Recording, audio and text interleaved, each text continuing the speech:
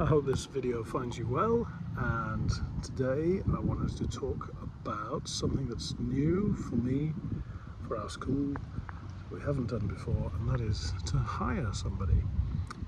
I'm not an expert in hiring and firing. I try to avoid that kind of thing. That's one of the reasons why I like to be self-employed, but needs must. And recently my wife has been taking care of her mother, who's having problems with Alzheimer's. So my wife would normally be team teaching with me with the little kids. And I've been doing it for myself for the last 2 or 3 weeks, and that's getting old fast. Although I can handle it and I can do it, when you have one adult and up to eight little monkeys, somebody's going by on a bicycle playing panpipes. Anyway, yeah, when you've got like up to 8 little monkeys running around, very easily things can get out of control, even with the best of teachers like myself on a good day. So, what gives? What gives is, my wife said, well, look, what's priorities? I'm going to look after my mother, her mother, so let's get you some help. So I said, yeah, that sounds like a good idea. What do we do? Well, what we did was we got in touch with an ex-student of ours who's now in her early 20s. She's a student, but she does stuff online, so she's available most afternoons. Fantastic, that's what we need. So we hired her. And so a few points about that. One is, how do you go about finding talent? Well, I knew this person. I have taught her for about 8 years, since she was about 10 years old, up until she was 18. I know her very well. I know her English level, and I know her work ethic is good, and also we can afford her.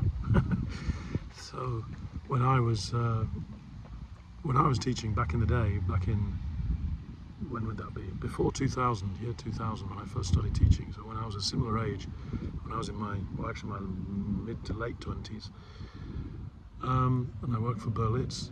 For a 40-minute lesson, I think I was getting like 1,700 yen, 1,800 yen. This was in Tokyo, but this was 25 years ago.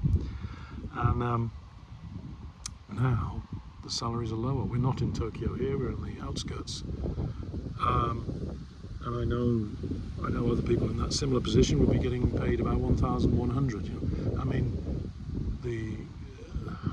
as I speak, the minimum wage or the effective minimum wage, I don't know if it's an actual minimum wage, but around here is about 1,000 yen per hour. If you go into Tokyo, it's about 1,300. So we're paying 1,300 yen for a 40-minute. So it works out at 2,000 yen per hour. 2,000 yen per hour is about what I was being paid 25 years ago. And the lack of inflation in Japan is a bad thing, but also a good thing if you're an employer. Anyway, so that's what I pay, and she's my assistant in the class. She does 2 or 3 lessons a day with me. She's the classroom assistant, language assistant. And it works out very well. It doesn't generate more money for us, but it does mean that the lessons are keeping their quality high. I think last week I talked about improving quality. Well, this is an example of that, or at least of not lowering the quality.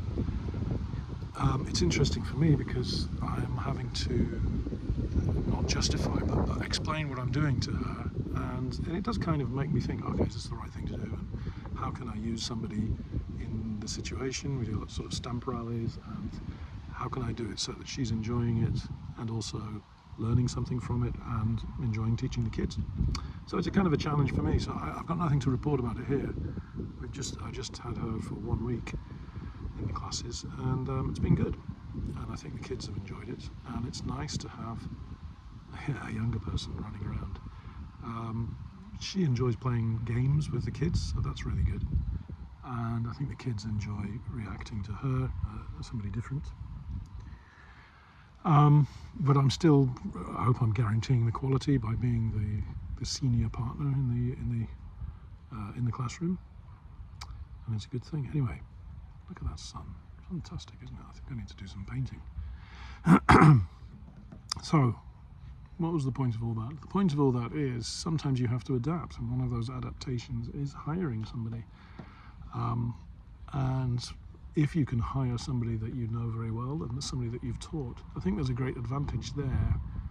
And that is other kids can see motivation. Wow, the unwritten rule, what I'm saying is, or what we're saying to the kids is, hey, if you go to Tower English for a number of years, my school, if you go to your school, to this school for a number of years, you're good enough to teach at the end.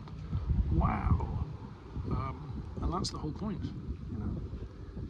You might say, oh, you should get a native speaker. Yeah, nonsense. You should get a good speaker who can motivate the kids. I mean, I'm the native speaker and she's the assistant. So, interesting times. And I'll let you know how that all works out. But anyway, yeah. I can't remember what the point of this was, but anyway. Just to report on some changes in the business and how it's affecting. And it's kind of fun for me because I'm having to consider how to teach what I do to another person. So I have to up my game, which is good for everybody. Okay, enjoy the weekend. I know I am. I'm going to get back to my bike ride. Okay, cheerio.